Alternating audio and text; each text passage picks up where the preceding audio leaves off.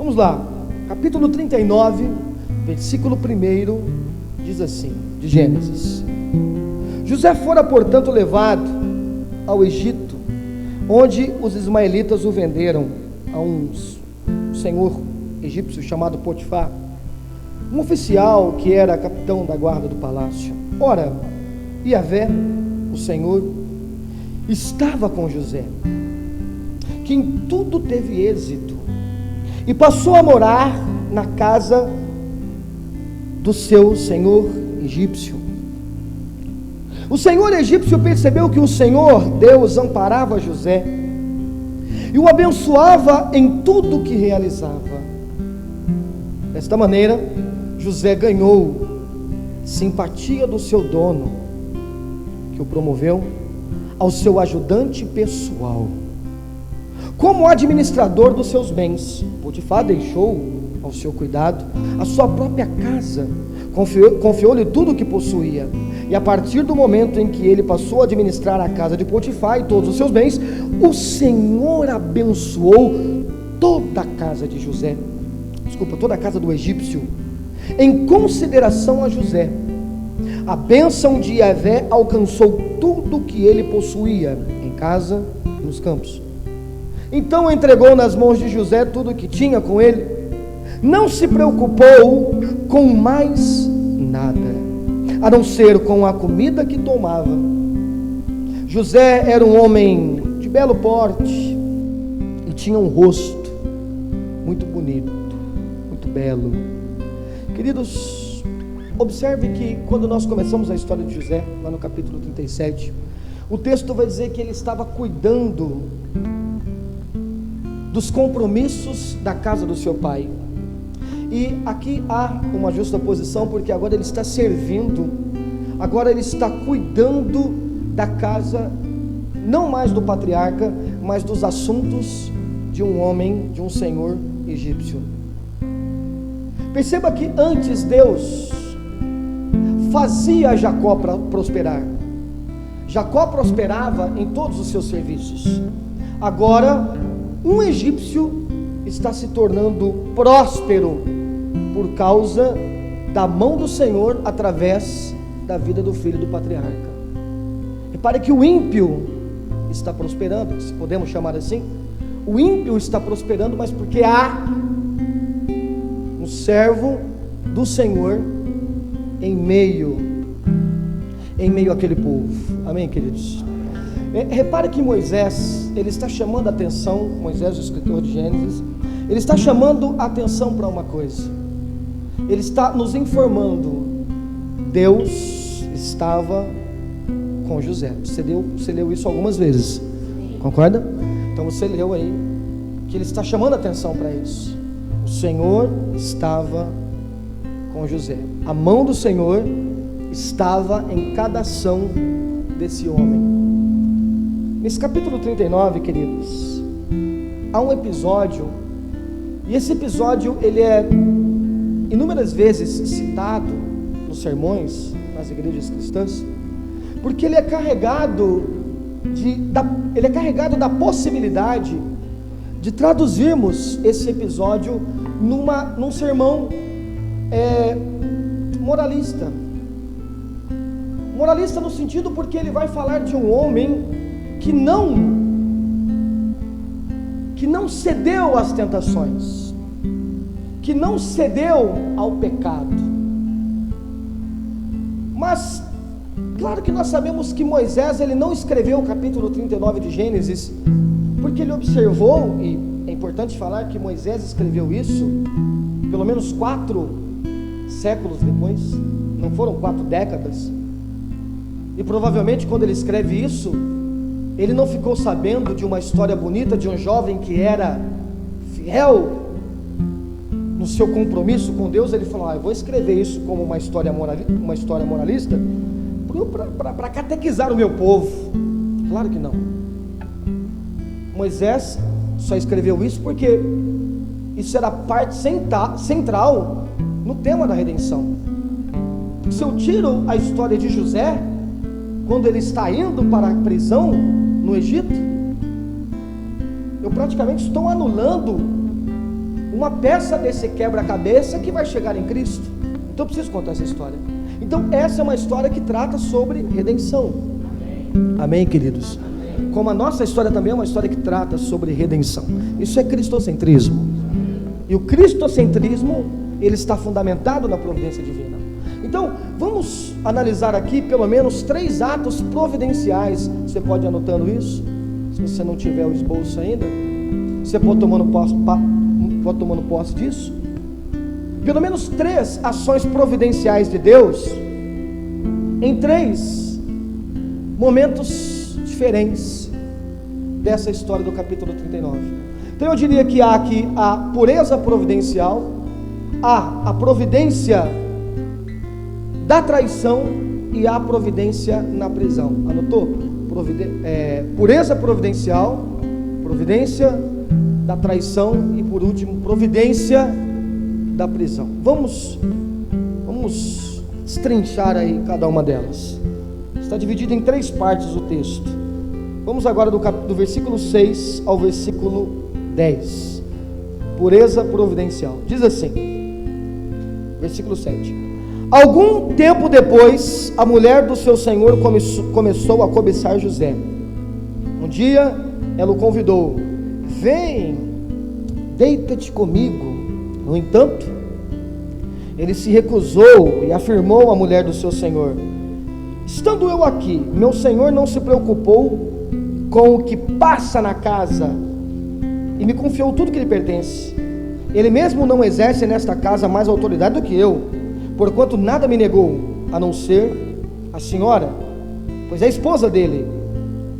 Sendo assim, como poderia eu cometer algo tão perverso para o meu senhor e pecar contra Deus? Porém, todos os dias ela insistia com ele, que ele se deitasse com ela, mas José recusava e fazia o possível para se manter longe da presença dela. Vamos dar uma paradinha aqui no versículo 10.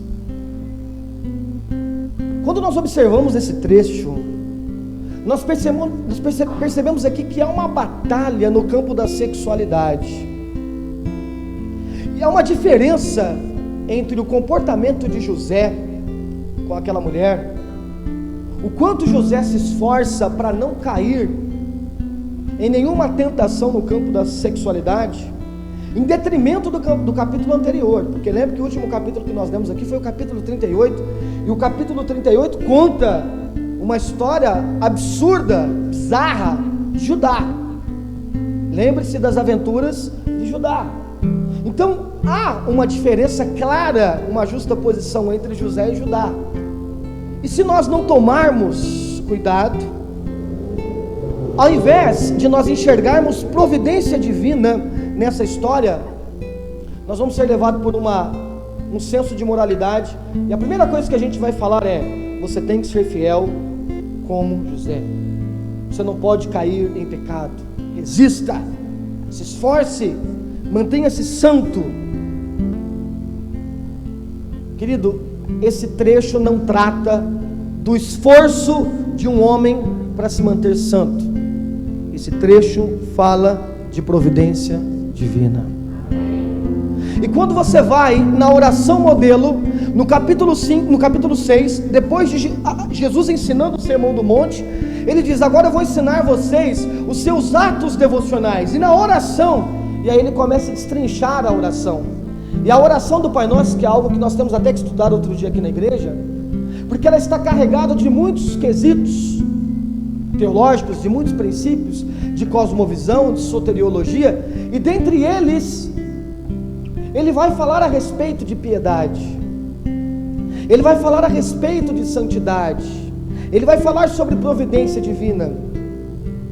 E Jesus diz no versículo 13: não nos deixe entrar ou cair em tentação, mas livrai-nos do mal.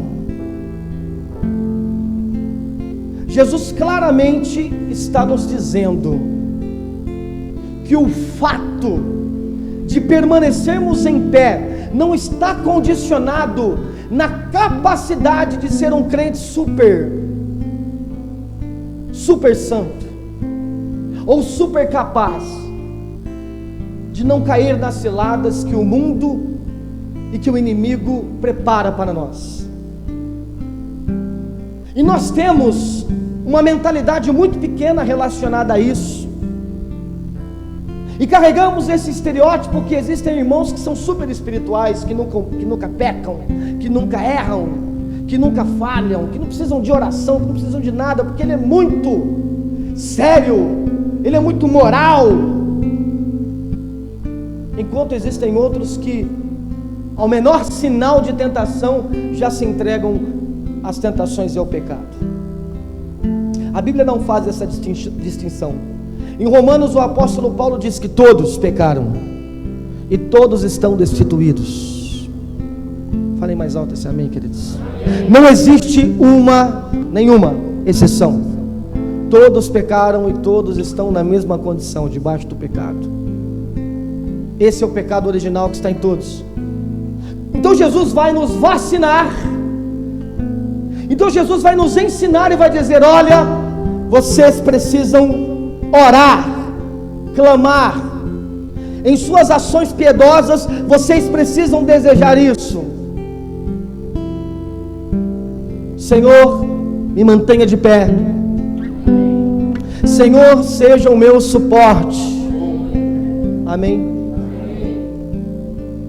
No capítulo 26 de Mateus, eu vou pedir para você ser bem rapidinho aí, abrindo a sua Bíblia.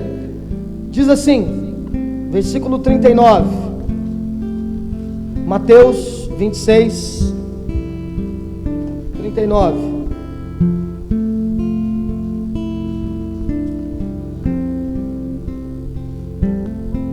Então compartilhou com eles, dizendo, Mateus 26, 38, a minha alma está sofrendo uma tristeza mortal, permanece aqui e vigia junto a mim. Seguindo um pouco mais adiante, prostrou-se com seu rosto em terra e orou: ó meu Pai, se possível for, passa de mim esse cálice, contudo, não seja conforme eu desejo, mas como tu queres. Mas ao retornar à presença dos seus discípulos, os encontrou dormindo e questionou a Pedro: então, não pudestes vigiar comigo durante uma só hora? Vigiai e orai para não cairdes em tentação. Ele está mandando o quê? Vigiai e orai. Na oração do Pai Nosso, ele diz: ao orardes, vocês dirão o quê? Não nos deixe cair em tentação. Então ele está relacionando que nós temos que orar, mas não é orar para falar: ó Deus, não me deixa cair, hein? Vai que o Senhor esqueceu de mim. O Senhor está ocupado com outra coisa? Tem tanta coisa para o Senhor se preocupar. Tem as queimadas do Pantanal. O Senhor está preocupado lá com as queimadas do Pantanal, esquece eu aqui? Jesus não está lecionando e ensinando que há uma possibilidade de Deus estar esquecendo da gente. Ele está sendo claro. Vigilância. Então você está tomando cuidado de ter uma vida de piedade e orando para não cair em tentação. E qual é a tentação aqui? A tentação é se manter acordado. Porque a tentação de se manter acordado, ela é fantástica, porque é um negócio que você quer, mas que você não consegue. Eu não sei se você já teve a experiência de dirigir carro com sono. Já teve alguém? Eu já dirigi bastante, não é horrível? É? Às vezes o Pedro dorme no volante, não é, Pedro? E aí você segura o volante aqui e você fala assim: eu não vou dormir. Carlos, não dorme. Vai, segura na mão de Deus e vai. E você vai. Daqui a pouco você está dormindo, aí você para. Aí a gente vai desenvolvendo técnicas, né? Aí você tem que pegar a unha e beliscar aqui as partes mais sensíveis do corpo, porque você não dorme. Às vezes está com tanto sono que você pode beliscar, pode arrancar o cabelo assim, né? Pode pegar uma faca assim, furar a perna, que mesmo assim você dorme. Não é, Pedro? Não acontece isso? Tá vendo? As aflições se cumprem na vida de todos os irmãos. Entendeu? É uma luta insana, porque você fala: não quero, não quero, não quero, porque eu não posso dormir agora, mas você não consegue. Então Jesus está dizendo assim: olha, a oração, ela serve para algo. ela serve para te mostrar que você não está confiando em você. Porque você, diante da tentação, é semelhante àquele cara que quer dormir, mas por outro lado diz: eu não posso dormir. E aí fica naquela luta: eu não posso dormir, mas ele não consegue, ele se entrega, ele acaba dormindo. E aí ele vai dizer: por isso o espírito é forte, mas a carne é fraca. Então quando a carne está dizendo assim, ó, eu sou capaz de vencer a tentação, eu sou capaz de vencer os pecados, você está assumindo a soberania, você está assumindo a responsabilidade, está dizendo: é por minha conta. Por isso os nossos ensinos não podem ser: irmão, se esforce para não pecar, se esforce para não cair. Isso é moralidade, isso é legalismo. Jesus não ensinou isso. Jesus disse: ore ao Pai. Olha a providência divina: não me deixe cair, porque se eu confiar em mim eu vou cair. E o problema é que a nossa sociedade, ela introduziu isso dentro do altar, e as igrejas estão repetindo isso incansavelmente. Então elas estão dizendo: você pode, e nós acreditamos. Você consegue, e nós acreditamos. Você é o melhor, e nós acreditamos. E aí a vaidade de sermos um super cristão toma conta da nossa razão, e passamos a confiar em nós em demasia. E é por isso que nós nos deparamos com essa realidade. Eu queria estar orando, mas eu não consigo, porque eu estou tentando me manter acordado. E é por isso que a oração de Jesus um pouquinho antes, lá antes de encontrar os discípulos, é: seja feita a sua vontade. Porque na vontade dele, ele não queria morrer. Só que nós sempre, quando lemos esse versículo, achamos que Jesus não queria morrer porque morrer na cruz deve ser difícil, né? Não era disso que ele estava falando. Por quê? Porque a história da humanidade conta a história de muitos atos heróicos de homens que iam para a morte. Jesus poderia ser um deles, com facilidade. Você pega o exército dos espartanos, aquilo era loucura, como aqueles caras enfrentavam a questão do perigo. A igreja primitiva, como eles iam para o Coliseu e morriam comidos por leões. Agora Osama Bin Laden, como ele influenciou a cabeça daqueles homens árabes para jogar o avião lá na Torre Gêmea. Então a história vai falar de muitos homens que não tinham medo do perigo da morte. Por que Jesus era um covarde? Claro que não era disso que ele estava falando, de morrer na cruz. Do que Jesus estava dizendo? Qual era o medo dele? O medo dele é porque ele sabia que ia chegar um momento, o único momento na história da relação entre Pai, Filho e Espírito, o único momento que essa trindade teria que ser desfeita. Eu não posso falar heresia aqui, irmãos. Não estou querendo dizer que a trindade deixou de existir em algum momento. Estou querendo dizer que o homem agora ali, Jesus, teria que se desligar do Pai. Isso aconteceu. E por quê? Que o Filho agora teria que se desligar do Pai? Porque ele não tinha pecado, ele não tinha culpa. E é interessante porque a Bíblia vai dizer que quando Jesus ele dá o seu último suspiro, o Pai estava de costas para ele. Por que Deus deu as costas para o Filho? Por que chegou aquele momento que o Filho teria que se desligar do Pai pelo pecado do homem? E chegaria o dia em que ele enfrentaria todo o peso, a punição que deveria recair em nós. E essa punição era a separação total do Pai. E ele teria que enfrentar esse dia. E ele saberia o quanto seria difícil para ele. Mas ele suportou a afronta da cruz por obediência. Porque ele sabia no plano da ressurreição. Amém, queridos? Por isso, esse era o medo dele. Imagine você levando o pecado de toda a humanidade sem merecer, mas ele foi. Então Cristo com a sua vida nos ensinou: seja feita a sua vontade. E aqui estamos nós, irmãos, para aprender da forma correta. E você é exposto a tantas tentações todos os dias. Não tem um dia sequer que você não é exposto a tentação.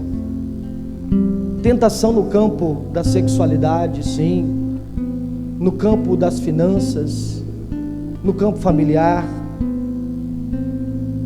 Todos os dias você é tentado a murmurar, todos os dias você é tentado a pensar mal a respeito de alguma coisa ou de alguém. E é por isso que Jesus está dizendo: não vai confiando em você. Eu sou o super espiritual. Eu sou alguém que tem princípios. Eu aprendi com minha mãe, aprendi com meu pai. Tudo que você aprendeu, querido, era com alguém que era tão decaído como você, por mais que aquela pessoa tivesse boas intenções. Jesus está ensinando: ore, me livra, providência divina. Então, ao falar da vitória no campo da moralidade de José, nós não estamos exaltando um cara que era super espiritual e que diz: não pecado, não promiscuidade. Nós estamos falando de providência divina. Nós estamos falando de um homem que permaneceu puro, porque a providência divina estava sobre ele, e era Deus quem estava dando condições, era Deus quem estava dando capacidade para ele se manter fiel. Amém, queridos? Olha o que Paulo vai dizer em 1 Coríntios capítulo 10.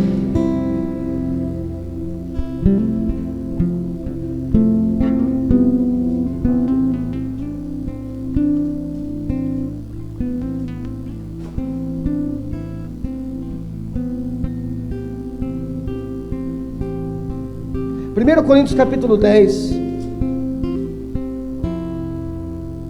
versículo 12. Esse é um dos mistérios, tá, irmãos? Que eu acabei de falar para vocês. Quando Cristo, Deus homem, é desligado ao Pai, permanecendo apenas o Cristo Rei, Deus. Ele enfrentou isso por nós. Acharam aí 1 Coríntios 10? Olha o versículo 12, irmãos. Assim aquele que julga estar de pé, cuide para que não caia. A gente só lê isso aqui e sai falando: irmão, você está de pé, não cai. Calma, continue. Não vos sobreveio tentação que não fosse comum aos seres humanos, mas Deus é fiel e não permitirá que sejais tentados além do que podeis resistir. Isso é providência divina? Então a história não está falando de uma mulher que apareceu no caminho de José e o tentou numa relação proibitiva para os parâmetros de um servo do Senhor, sem que o Senhor planejasse aquilo, sem que o Senhor percebesse quais eram as propriedades independentes de José, e se ele teria ou não teria capacidade para suportar aquilo. Então tudo está sendo orquestrado por Deus. Só que agora, a conclusão do versículo, ela é completamente oposta de tudo aquilo que nós aprendemos no nosso início, porque olha o que vai dizer: pelo contrário, juntamente com a tentação. Irmãos, quem é que está enviando a tentação aqui? O texto está dizendo, não sou eu. Pelo contrário, juntamente com a tentação. Quem está enviando a tentação, gente? Provavelmente, aliás, proverá um livramento para que possais. Quem é que está enviando o livramento? Quem é que está enviando a tentação? É isso que está dizendo? E por que a gente entendeu errado? Por que a gente entendeu a vida inteira que quem mandou a tentação foi o diabo e quem mandou o livramento foi Deus? Não é isso que a Bíblia fala. A Bíblia está dizendo, juntamente com a tentação, pelo contrário, juntamente com a tentação proverá um livramento para que possais suportar. Pelo contrário, juntamente com a tentação. Não, pastor, você não entendeu o texto, não. É que o texto está dizendo que quando vier a tentação, ele manda. Quando vier a tentação, ele manda o livramento. Não é isso. Porque a gente tem que partir da premissa anterior, que ele é fiel e não permitirá que sejais tentados além do que podeis resistir. Então está na capacidade dele proibir ou não proibir. Está na capacidade dele. Não é? Porque se ele for, não, ele não pode suportar isso, não deixa acontecer. Então significa que Deus não proíbe nenhum tipo de tentação sobre as nossas vidas. Não, o texto está dizendo que sim, existem tentações que Ele permite, é enviado por Ele, passa por Ele. Então quer dizer que Deus é mau? Então, aí você precisa das outras aulas de providência divina para saber se Ele é mau ou não é mau. Claro que não, Deus é bom em todo o tempo. Então por que disso? Sabe, irmãos, quando nós nos deparamos com esse texto, nós passamos a entender então que a capacidade de se manter de pé não é nossa. E é por isso que o texto bíblico, Salmos, vai dizer que Deus firma os passos do homem bom. Não é isso? E se ele cair, porque o cair é de quem? O cair é do homem. O cair é do homem, não é? E o levantar é de Deus. Então Deus firma os passos do homem bom, que no seu caminho se compraz, e se ele cair, Deus não deixa prostrado. Então a nossa humanidade sempre terá uma tendência de queda, porque nós nascemos debaixo da queda, nós fomos multiplicados à imagem da queda, nós somos um resultado, um fruto da queda. Mas o plano de redenção, de manter o homem de pé, espelhando a imagem do Todo-Poderoso, esse plano é dele. Então a primeira coisa que nós precisamos entender: manter-se de pé, manter-se fiel, manter-se firme, manter-se em santidade, não é digamos que não é uma capacidade de alguns super cristãos que estão numa igreja, não, querido. É daquele que compreende a providência divina e clama todos os dias: mais de ti e menos de mim, seja feita a tua vontade, menos de mim. Eu quero compreender isso, eu não quero depender de mim, eu não quero confiar em mim. Não, mas você precisa de autoconfiança, querido. Aqui nada está falando da gente ter um pouco de força, um pouco de confiança com os nossos negócios aqui da terra. No que se fala aqui, no que se trata aqui, é a respeito da arrogância, de assumir a capacidade, o controle da nossa vida e achar que podemos mudar o destino quando quisermos, que podemos ser o que quisermos, que podemos chegar onde nós quisermos. 3 mentiras que estão no mundo que querem entrar na igreja. Você pode ser o que você quiser, você pode ter o que você quiser, e você pode chegar onde você quiser. Você não pode ter o que você quiser, você não pode ser o que você quiser, e você não pode chegar onde você quiser. Quem te vendeu isso é alguém humanista que te enganou, e a palavra nos liberta desse engano. E nós temos que nos submeter ao único que pode fazer de nós quem Ele quer que sejamos, nos dar o que Ele quer nos dar, e fazer onde Ele quer, e fazer nós chegarmos onde Ele quer que nós chegamos. Amém, queridos? E é por isso que Paulo está dizendo, então, Ele vai dar a capacidade para vocês suportarem. E não foi isso que José fez? Suportou. Esse era o livramento. Porque uma outra coisa errada que nós aprendemos é que, além dessa tentação não passar pelo aval de Deus, e eu posso te mostrar isso biblicamente. Semana que vem provavelmente eu vou ler o texto de Jeremias 3, de Lamentações 3, que diz: porventura não é Deus quem promove todas as bênçãos e também todas as maldições? Em Isaías também diz isso. E qual é a finalidade disso? Nós vamos nos aprofundar nisso. Claro que é para nos purificar, mas dentro do ensino errado que nós aprendemos que tudo que está nos punindo é do diabo.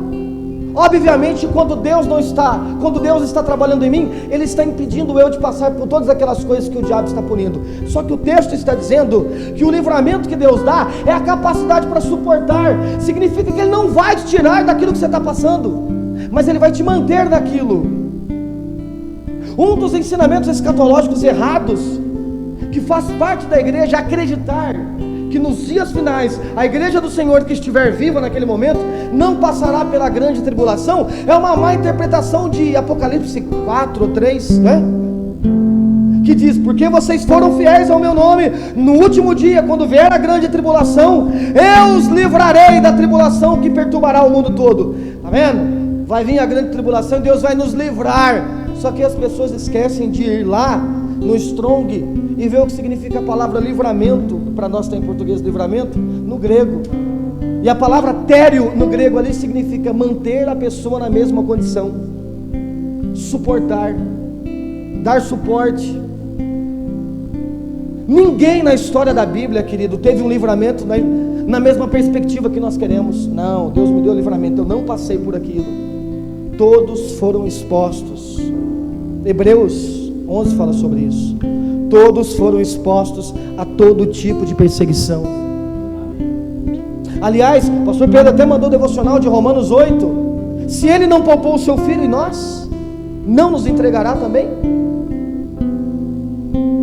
Então o livramento é Ele dizendo: eu estou fazendo você suportar. Eu sou a providência que te mantém de pé. E aí isso vai te animando, e tem que te animar mesmo.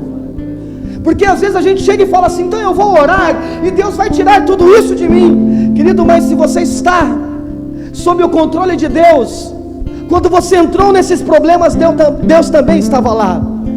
Então agora você não precisa mais orar dizendo: Deus, não permita que eu passe por isso, porque o que você está passando já é sobre a permissão dele.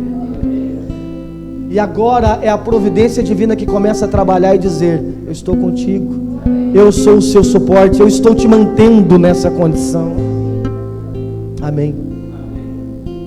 Agora, lembre-se que a providência divina manteve ele fiel, puro, santo, irrepreensível. E eu te pergunto: qual foi a recompensa pela fidelidade e pela pureza de José? O que ele recebeu? Porque o que nós vamos ler agora, querido, vai se encaixar muito mal naquele sermão moralista, sabe? De suporte às tentações, fuja com as próprias forças. Porque ao invés de um final feliz, a história vai caminhar de mal a pior. Quer ver? Continue, da onde nós paramos. Versículo 12. A mulher o agarrou pelo manto e voltou a apelar: vem e deita comigo. Contudo ele fugiu da casa apressadamente, deixando o manto preso na mão da mulher. Assim que se deu conta de que na fuga agonizante de José ela havia segurado o seu manto, a mulher de Potifar chamou os criados e lhes alegou: vede, meu marido nos trouxe um hebreu para nos insultar. Ele invadiu a minha casa e tentou abusar de mim, mas eu gritei. Quando me ouviu gritar por socorro, largou esse manto do meu lado e fugiu daqui. Ela conservou o manto consigo até que o senhor de José chegasse a casa. Então contou a sua versão da história. Aquele escravo hebreu que nos trouxe aqui aproximou-se de mim para me insultar. Dá uma paradinha aqui. E o que José ganha com a sua fidelidade? Porque a ímpia, a mulher que estava má, intencionada, ela recompensa José com a traição. Ele era honesto, ela não era honesta.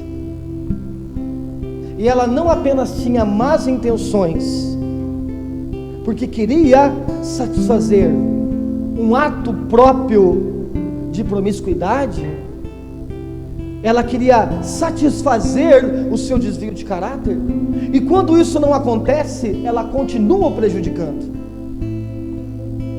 porque ou ela o prejudicava, fazendo com que ele pecasse contra Deus, ou agora ela o prejudica, inventando uma história que não condizia com a realidade. Isso é a providência da traição. Sabe, irmãos, nós, por vezes, achamos que pelo fato de nos dedicarmos a uma vida honesta, a uma vida justa, todas as coisas vão cooperar ao nosso favor, a ponto de ninguém no mundo se opor contra nós. Não, já que o Espírito Santo está me dirigindo, então tudo que está no mundo vai cooperar ao meu favor. E nós carregamos essa má impressão, essa falsa impressão. O apóstolo Paulo vai dizer em Atos capítulo 20, que ele foi compelido pelo Espírito Santo para descer a Jerusalém. E ele disse: olha, só que o Espírito Santo não me falou o que vai acontecer lá. Ele só me adiantou uma coisa, que em todas as cidades eu vou sofrer insultos, prisões, e vou apanhar. Como é que fala? Tiro, se fosse NTLH para nós seria assim. Na mensagem deve ser assim: o Espírito Santo falou que está tranquilão lá em Jerusalém, que está tudo filé, só que vai ser tiro, porrada e bomba. Foi o Espírito que revelou isso? Foi.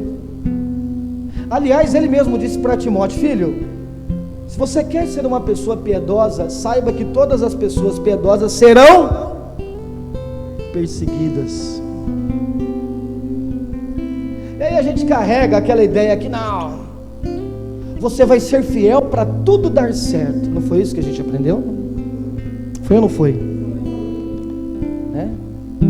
E porque se está dando errado, porque você não está sendo fiel em alguma coisa. Ele é presenteado pela sua fidelidade com a traição. Amém, queridos? É importante nós entendermos isso. É importante nós entendermos que nem sempre a fidelidade ela vai garantir a imunidade para que nada aconteça. Porque nós temos essa mentalidade, né? O cara está dirigindo o carro, aí bate o carro, o cara vai pregar um prego na parede da casa dele para pôr um prego, estoura o cano. O cara vai trocar uma luz de casa, põe fogo no forro. O cara vai secar o cabelo da esposa, queima o couro cabeludo, tem que raspar a cabeça. Já aconteceu de você estar numa maré ruim de financeira? Nunca aconteceu? É horrível. E aí sempre quando a gente tem essas marés ruins financeiras, já aconteceu já? Aí a gente vai lá no checklist para ver o que é que está de errado, porque a gente quer achar um culpado para aquele problema financeiro. Qual é o primeiro ponto, irmãos? O primeiro tópico que a pessoa checa para saber qual é o motivo da maré de azar na vida financeira? Qual é o primeiro tópico? Pode falar, gente. Dízimo. Isso mesmo. Irmão bateu o carro, veio, deu dízimo, não deu dízimo. Irmão não deu dízimo. Como é que o irmão não quer bater o carro? Primeira coisa, deu um espirro. Está dando dízimo? O que tem a ver dízimo, né? Não está dando dízimo, vai gastar dinheiro com remédio. Já falaram isso para mim. Falar, é melhor eu dar o dízimo do que gastar dinheiro com remédio. Não falaram isso para vocês? Está bem distante a ligação, né? Mas é possível você fazer qualquer ligação com o dízimo, qualquer ligação. Estou com dor de dente, melhor dar o dízimo. Nossa, eu fui pintar o cabelo aqui de loiro, ficou rosa, melhor dar o dízimo, vai gastar de novo agora. Vai fazendo. Mas porque a ideia é: seja fiel, porque nada de mal vai acontecer. Essa é a ideia. Mas não é o que aconteceu com José. A providência divina o manteve puro, mas a providência divina permitiu a traição. E a gente vai chegar às conclusões e entender o porquê disso. Mas antes, vamos à terceira providência, que é a providência na prisão. Continue. Quando o marido ouviu que lhe relatava a sua mulher: eis que de maneira teu escravo agiu para comigo, blá blá blá blá blá. Versículo 20. O senhor de José mandou apanhá-lo e jogou na prisão onde estavam os prisioneiros do rei, e ficou lá. Versículo 21. Contudo, o Senhor estava assistindo José. Então, não é que tipo assim, Deus estava resolvendo um outro negócio lá, e deixa eu ver como é que está o José. Menino, cadê o José? Eu deixei ele aqui prosperando, o que aconteceu? Não, irmão, estava acontecendo tudo aquilo e Deus estava olhando. Deus estava observando, Deus estava assistindo. Continue. E estendeu sobre ele a bondade e o poder, e o fez encontrar graça aos olhos do carcereiro-chefe. Assim o carcereiro-chefe transferiu para José toda a autoridade sobre o cárcere e sobre todos que estavam ali presos, e ele tornou supervisor de tudo que se passava na prisão. O carcereiro-chefe passou a não se preocupar com mais nada, pois tudo corria bem na administração eficaz de José. Isso porque o Senhor estava com José e o abençoava com bom êxito em tudo que realizava. Então repare que Moisés está preocupado com isso. Moisés está preocupado. Ele falou: gente, vou contar a história de José para vocês. Aconteceu isso. E ele sempre ia parando e dizendo: mas o Senhor estava com ele. É para nos prevenir, porque a gente sempre quer achar alguma coisa errada. Não pensa que, o pessoal que vai na liberdade, pensa num povo maduro, espiritual, entendeu sobre providência divina. Pode acontecer qualquer coisa na vida deles que eles aceitam. E eles dizem: tudo bem, é providência divina. Uma pinóia, irmão. Qualquer coisinha que dá errado, você já está pegando, meu Deus do céu. Não é assim? Então a palavra está prevenindo a todo tempo. O Senhor estava com ele. Irmão, sempre que precisar, essa igreja vai ser como Moisés. Alguém que vai ser um anunciante de Deus para dizer para você: o Senhor está com você. E não é só essa igreja, mas todo o ambiente vai cooperar sobre você. Está acontecendo uma história aqui que está desenrolando, é uma história triste, é uma história drástica, mas o Senhor está assistindo. Amém, queridos? Então este é o objetivo de Moisés, mostrar que o Senhor estava com ele. E olha as nuances da providência divina. Observe os pequenos detalhes. Ele não foi parar em qualquer cadeia, ele foi parar na cadeia do rei, porque o objetivo não era punir. Deus falou: vou punir José. Deus queria colocar ele no lugar certo, e ele precisava estar na cadeia do rei. Não mandaram ele lá para Bangu 2, para presidente Venceslau. Colocou ele lá na Papuda, na cadeia que fica perto do palácio, lá no Distrito Federal. Então Deus está colocando ele no lugar certo. E observe que a punição que ele teve não era a pena máxima. Se Potifar estivesse tão raivoso assim, ele poderia ter matado José. A história não se trata de Deus mal querendo punir José, não, mas Deus trabalhando para que ele estivesse no lugar certo. E aí você diz: ele deve ter chegado lá 3 dias depois, ele já deve ter saído, né? Não, querido, levou mais de uma década para ele sair da prisão. O que mostra que a providência divina não se trata de um socorro emergencial. Vou orar a Deus para Deus mandar uma providência para mim. Quando a providência não deixou de guardar a sua vida? Não, porque precisa de um milagre. Mas quando você deixou de ser um milagre? Não, eu preciso de um milagre urgente. Não entendo esse negócio. Tem igreja que fala de milagre urgente. Tem milagre que não é urgente? É porque a gente tem essa ideia, né? Deus tem que me abençoar agora. Com José não foi assim. Com José demorou algumas décadas. E aí, querido, quando você observa essas 3 ações de providência de Deus, mantendo ele em pureza, dando como recompensa a traição, o levando à prisão, você se pergunta: pastor, qual é a conclusão disso tudo? O que isso significa? Então vamos tirar uma conclusão para cada uma dessas providências observadas nessa noite. E a primeira delas que eu poderia dizer, no que se trata o fato de José manter-se de pé, e mesmo assim ver a sua história degringolando numa tragédia, sem ele ter culpa de nada, isso nos mostra claramente que Deus está com o seu povo.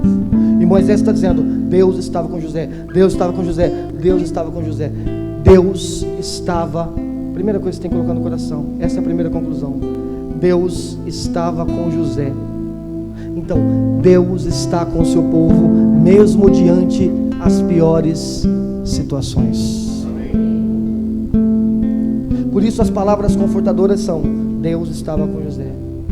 A mensagem aqui não é resista às tentações, vai lá, você consegue, vai lá, resista, mesmo que você acabe na prisão. Não, a mensagem é aqui: providência divina. Deus está com o seu povo. José está longe do seu pai, José está longe de casa, José está longe da promessa, José está longe da terra da promessa, mas ele não está longe do alcance do seu Senhor. Nós somos tentados todos os dias a nos perguntar: onde está Deus? Onde está Deus? Onde está Deus? Eu estou sendo fiel, eu estou orando, eu estou me consagrando, eu estou indo à igreja. Onde está Deus? Onde está Deus? José poderia se perguntar: Deus, o que é que está acontecendo? E se você é desta pessoa que está se perguntando onde está Deus, ele responde para você agora: Ele está no mesmo lugar de sempre, e Ele vê tudo como Ele sempre vê, inclusive como Ele viu o seu filho que foi sofrer, foi ser entregue no ato da cruz. Então, entender providência divina, querido, não é transformar o nosso pranto em festa, mas é reposicionar o foco da nossa esperança. Nós ouvimos isso semana passada. Entender providência divina, querido, não é ter os nossos sentimentos bloqueados. Jesus estava no jardim do Getsemane e lá ele chorava. Quando ele estava no túmulo de Lázaro, lá ele chorava. Havia o apelo sentimental que todo ser humano tem. Quando as coisas fogem do controle, Deus não está querendo bloquear o seu sentimento. Não significa que você não vai se entristecer, não vai se decepcionar, não vai viver ansioso, não vai andar preocupado. Mas a questão é: onde está o foco da nossa esperança? Isso é confortador, porque saber que Deus está com o seu povo, mesmo diante as piores situações, nos fazem entender que aquilo que nós estamos passando não limitou o poder deste milagre, que é a presença de Deus em mim, que é a presença do Santo Espírito em minha vida. Amém, queridos? Quantos creem nisso em nome de Jesus? Essa é a primeira conclusão. Deus está com o seu povo mesmo diante as piores situações. Segunda conclusão, lembre-se que a mulher de Potifar, ela não deu um passo para trás e disse: poxa, o cara é fiel, vou falar bem dele para o meu marido. Ela era ímpio, querido, ímpia. E quando isso acontece, ela vai até o final com a sua impiedade. Lembra?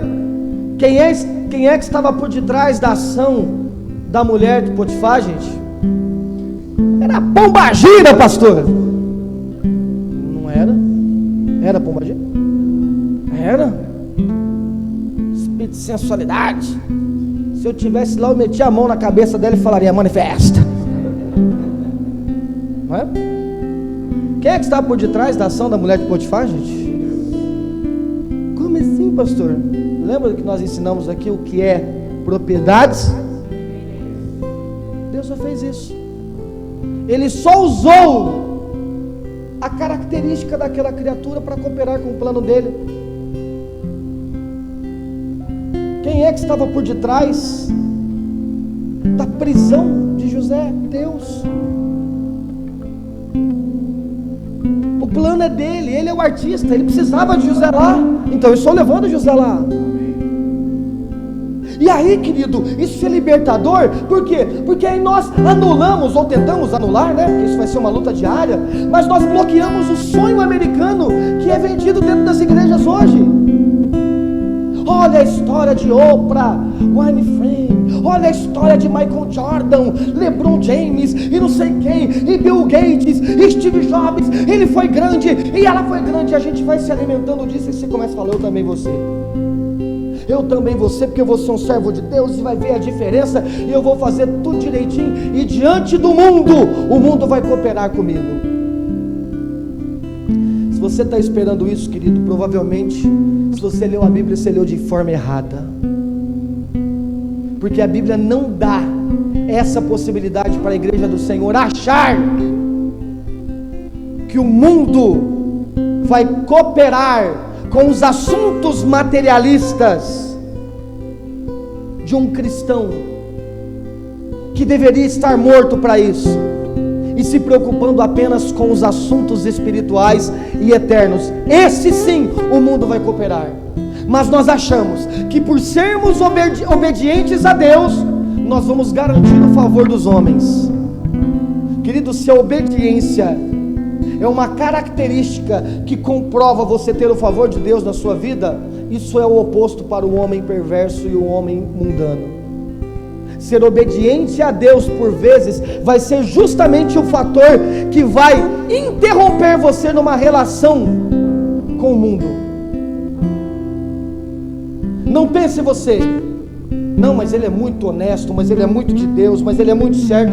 Por vezes, ser alguém certo será o grande empecilho no seu relacionamento com o mundo, porque o mundo vai querer uma pessoa um pouco mais liberal, alguém um pouco mais flexível, alguém que tem um pensamento um pouco mais moderno, progressista, alguém que engole algumas coisas, alguém que aceita algumas coisas, e a gente precisa se libertar disso, porque a nossa esperança não pode estar na justiça dos homens, mas na justiça suprema de Deus e na sua providência divina. Olhe para a igreja primitiva, ninguém tinha um comportamento mais exemplar do que aquele povo. O estudo histórico, a historicidade da antiguidade diz que os cristãos do 2º e do 3º século tinham a capacidade de pegar os defuntos e enterrar nas suas catacumbas lá em Roma, lá na Itália, no Império Romano. Uma coisa que era impensada, ninguém queria tocar no morto, mas eles tinham cuidado com o morto. E o cara tinha uma fazenda que valia milhões, ele vendia e dava para os pobres. Ninguém tinha um comportamento que exalava amor como aquele povo. Sabe o que eles ganhavam de presente? Eles iam para o Coliseu, eram comidos por leões. Tanto é que o próprio livro de Hebreus vai dizer que essas testemunhas, o mundo não era digno deles. Já leram isso? E a gente acha que não. Não, eu vou ser um cristão, vou fazer tudo direitinho. Como as pessoas vão me amar? Claro, querido, a igreja do Senhor vai ser luz realmente. Ela vai exalar compaixão, amor ao próximo. Isso vai tocar a vida de muita gente. Mas não pensa que isso está relacionado para você ter o favor dos homens e ganhar um pouquinho a mais nos assuntos materiais do que o povo do mundo. Só que a gente faz isso direto, irmão. As igrejas estão cheias das pessoas fazendo campanha para comprar carro, né? A gente parece aquela criança. Eu era assim quando eu era criança. Já fiz campanha na igreja para São Paulo ser campeão quando eu era adolescente. Fiz. Foi em 98. Falei, Senhor, esse ano o Senhor vai dar pra gente o Paulista. E deu. E ganhou. E deu. Deus dá. Se pedir, Ele dá. Denilson, rapaz, driblou assim, pá, caí, pá. Entendeu? Não é assim que a gente faz? Não, irmão, você tem o favor de Deus na sua vida. Você vai sair na frente de todo mundo naquele trabalho. Vai que isso aí, irmão. Conversa fiada. Se Deus quiser que você saia, vai. Mas pode ser que Ele vai querer que você seja o último. Verdade, então. É verdade, pastor. Aí você vai fazer o quê? Então não é Deus que está com você então.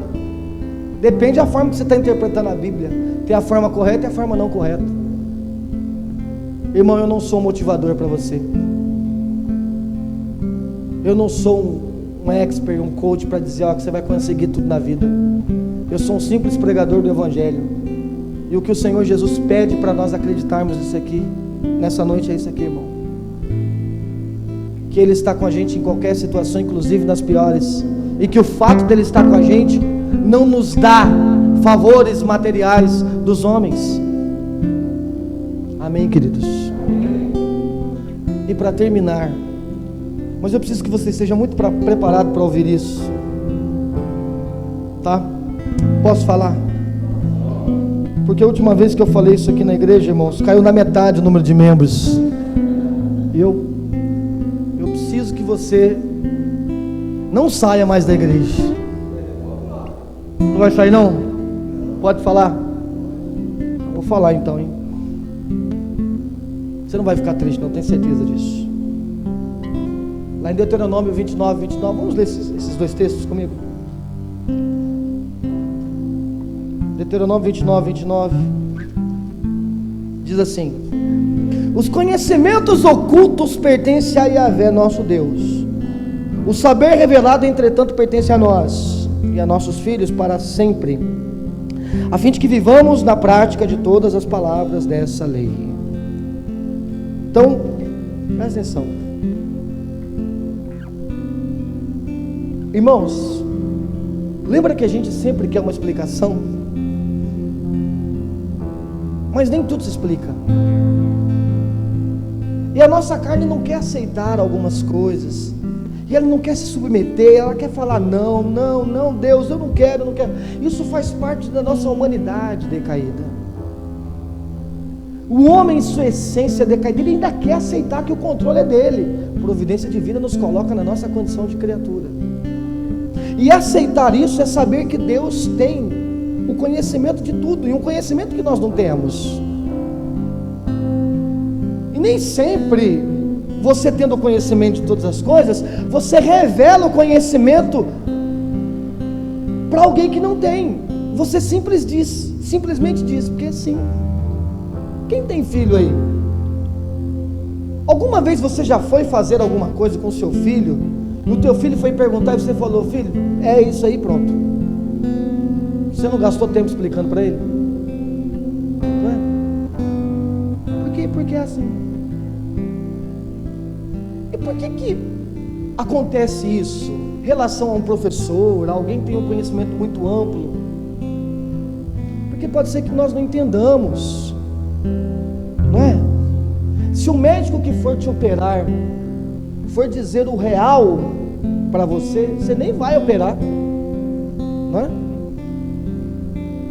Tanto é que tem muito médico bonzinho que ele até acalma você. Uma vez que eu fiquei com aquela suspeita de linfoma de Hodgkin lá, e eu falei assim pro médico, não foi, Juliana? Eu falei assim: doutor, eu vou morrer? Ele falou: não, para com isso, rapaz. Olha a Dilma aí, ó, tava com o mesmo coisa que você, e agora ela já tá boa. Tem aquele outro lá, como é que é o nome daquele ator que ficou doente? É Giannichini. Ele só foi falando nome de rico, né? Eu falei: e o Zé lá da esquina só foi falando nome de rico, ficou tudo, mas olha como é que tão bom agora. Eu falei: como é que é o nome aí? É linfoma. Quando eu pesquisei lá, linfoma de Hodgkin, morte. Eu falei: nossa Senhora, cruz credo. Então, sabe, querido, se Deus não revelou determinadas coisas para nós, é porque aquela não é a hora de nós sabermos.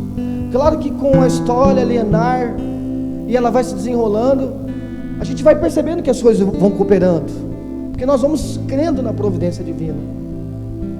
Só que aí nós chegamos num estágio que nós somos tentados a negociar com esta realidade, de aceitar então o controle de Deus que guia as nossas vidas, mas não explica muita coisa, ou romper com essa relação e dizer: não, eu não vou me submeter a essas coisas, eu vou buscar um atalho. E aí que a gente chega à história de quem? Dos heróis da fé, que não negociavam a verdade de se submeterem às ordenanças de Deus. Quer ver, por exemplo, Sadraque, Mesaque e Abednego? Olha esse texto de Daniel capítulo 3, versículo 17. Eles chegam diante do rei Nabucodonosor, que era um imperador temível para a época. E aí o Nabucodonosor faz lá a estátua, e todo mundo tinha que se prostrar diante da estátua do Nabucodonosor. Só que Daniel 3,16 diz: Sadraque, Mesaque e Abednego responderam: ó Nabucodonosor, não precisamos defender-nos diante de ti. Se fomos condenados por isso e lançados na fornalha ardente, o nosso Deus Eloá, quem cultuamos, pode livrar-nos e nos livrará das tuas mãos, ó majestade. Isso aqui é a primeira parte que a gente leu e só ficou nela, né? Então, nós não vamos nos prostrar diante de você, Nabucodonosor. Quer saber?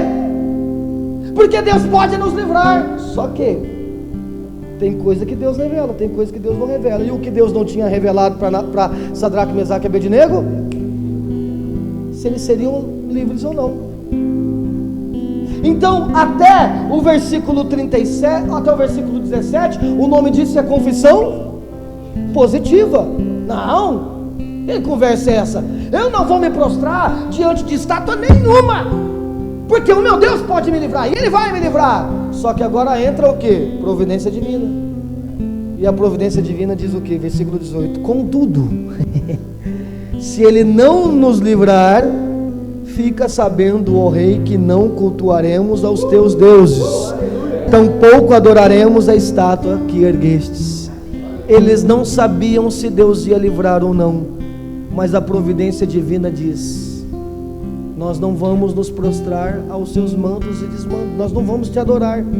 Se Deus nos livrar, e Ele pode nos livrar, beleza. Mas se Ele não nos livrar, mesmo assim a gente não vai se prostrar. Era inegociável. Não havia uma condição para esses homens obedecerem ou não obedecerem a Deus. Eles estavam debaixo de providência divina.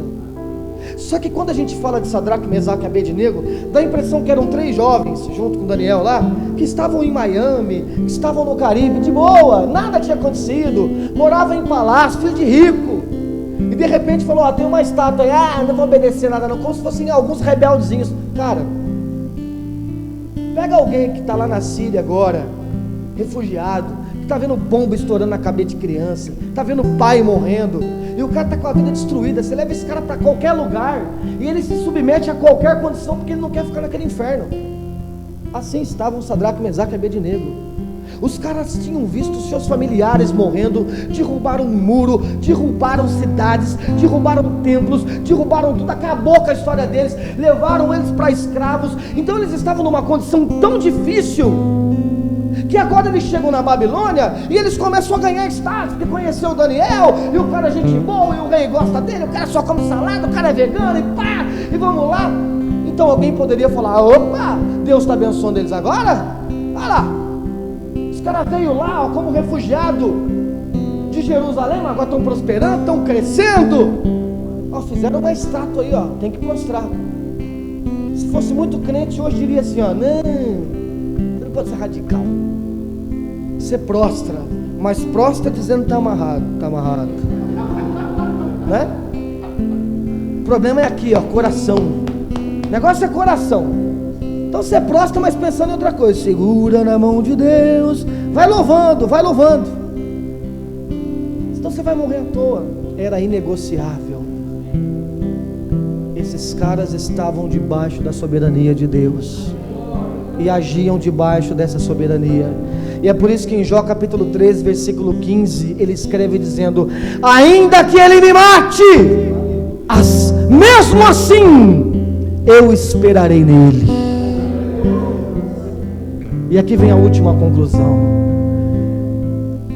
Porque você não vai sair desta casa de oração hoje dizendo: eu estou saindo tão em paz, eu estou saindo tão confortado, porque eu sei que as coisas vão melhorar. Quem é que te garantiu isso? Então a terceira conclusão é: não importa o quão ruim a situação esteja, o quê? Ela ainda pode piorar. Só que ouvir isso sem ouvir sobre providência divina, você fica desesperado. Você fala: misericórdia. Só que quando você é imergido a essa frase: não importa o quão ruim esteja, ela ainda pode piorar. Mas você já ouviu sobre providência divina, agora você se acalma. E por que você se acalma? Porque você começa a dizer: não importa se ela piorar, não importa se ela piorar, o que vale é o que eu ouvi antes. E não importa o quão ruim esteja a situação, Deus está com o seu povo. Deus está com os seus eleitos. Não se trata do favor do homem, não se trata se melhorou a situação ou não melhorou a situação com Nabucodonosor. Se trata que eu estou debaixo do governo desse Deus. Amém, queridos? Isso promove tanta paz em nós, irmãos, porque agora nós não vamos negociar, agora nós não vamos dar um jeitinho de melhorar. Nossa, é por isso que o cristão vai ter uma ação diferente. Porque um incrédulo, para ele ter paz realmente, ele vai precisar chegar diante do médico, e quando o médico falar assim: você está sem nenhuma doença, agora eu tive um alívio. Não vou mentir para você, quando o médico dizer isso, pode ser que você tenha um alívio, mas ter a plenitude total do Espírito Santo dentro de você é você sentir esse mesmo alívio quando você tiver a pior notícia da sua vida, quando ele não falar nada, o médico não disse nada, ou até dar um sinal um pouco mais negativo, mas você sentir que Deus está com você. Nós não temos aqui uma bola de cristal para dizer se vai melhorar ou piorar. O que nós podemos dizer é que ela pode piorar a situação, por mais que ela esteja ruim. Mas o que nós podemos afirmar é que todas as coisas cooperam para o bem daqueles que amam a Deus. O que nós podemos afirmar é que Deus está presente com o seu povo, mesmo diante das piores situações. O que nós podemos dizer é que a providência divina não nos coloca numa condição de favor dos homens, mas garante o nosso favor em Deus. E aí, quando eu chego aqui e digo para você essa frase: não importa quão ruim esteja a situação, ela ainda pode piorar, você não falou: eu vou sair da igreja. Você não falou: eu estou desesperado por causa disso. Por quê? Porque dentro de você o Espírito Santo está testificando que isso é verdade, e que agora a capacidade não é mais sua. Então Jesus, ele te chama nessa noite. Chama para quê, pastor? Não, eu vou mudar muita coisa na minha vida. Não, eu vou me esforçar, eu vou me dedicar mais. Não. José não estava mantendo aquela pureza porque ele era capaz, era providência. Jesus é lindo. Ele percebe que os seus discípulos estão um pouco atribulados, que eles estão um pouco apavorados, e ele diz: vem aqui comigo, vamos observar a natureza. Olha o campo, vamos olhar as flores, vamos olhar as aves do céu. Olha Deus cuidando de tudo. Olha o sincronismo de todas as coisas. Nós estamos desesperados, olhando para os homens decaídos, para os homens apavorados, os homens que não conseguem acabar com as guerras, os homens que não conseguem pagar as suas contas. Nós estamos olhando e vendo as pessoas discutindo de política, aquilo outro, e usa máscara, não usa máscara, e tem vacina, não tem vacina, e Jesus fala: ei, para! Observa, olhe para o céu, veja o movimento das nuvens, olhe para o rio, faz isso, querido. Olhe para alguma coisa que transmita paz para você e sinta Deus naquilo. Deus está com o seu povo. Nós não somos qualquer pessoa. Igreja do Senhor, nós precisamos parar de agir como se fosse qualquer um. Nós não somos o mundo. Nós somos aqueles que têm a mente de Cristo. E por ter a mente de Cristo, Jesus ia, e mesmo com o seu eu ferido, ele ia chorando e ia dizendo: seja feita a sua vontade. E é por esse ato de obediência que Deus o exaltou e colocou numa posição que está acima de todos, e deu um nome que está acima de todos. Diante dele todo joelho se dobrará e toda língua confessará que ele é o Senhor. Nós somos nomeados para seguir as pisadas dele. Amém, queridos? Que o Senhor Jesus te conforte ainda mais nessa noite. Porque a providência divina, entender a providência divina, ela não dá sangue nos seus olhos para você falar: vou sair daqui para arrebentar. Não. Ela transmite paz ao seu interior. E ela diz: confie, espere, descanse. Mas não era para José estar na cadeia, não era para José estar na prisão. Quem disse que não? Não era para Sadraque, Mesaque e Abednego estar na fornalha. Quem disse que não? Não era o lugar que eles mereciam, mas eles tinham que estar lá. Pode ser que você não mereça boa parte dos problemas que você está enfrentando, mas se você está passando, Deus sabe que é para você passar. E Ele está dizendo: eu vou dar o livramento. E o livramento é: você vai suportar, você vai passar por isso. Isso é lindo, porque o humano está dizendo: foge porque você não pode passar.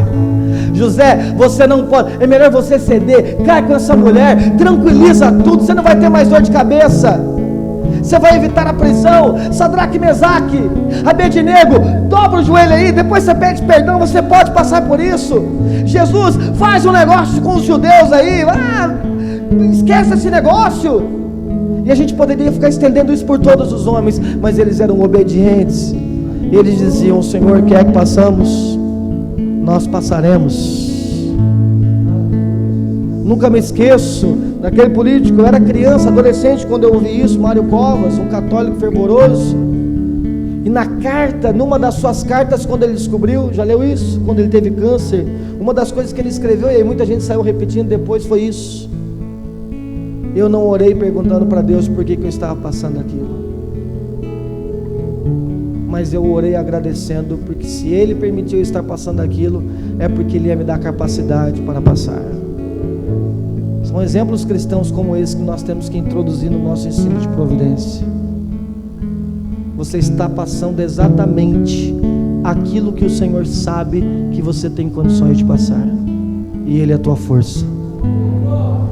Siga confiante, continue adorando. Como a gente canta: não importa o que acontecer, eu vou te adorar. Porque a adoração é isso, é expressão viva de confiança, de fé. Amém, queridos? Que o Senhor Jesus fale mais ao seu coração, em nome de Jesus. Aleluia. Não é lindo?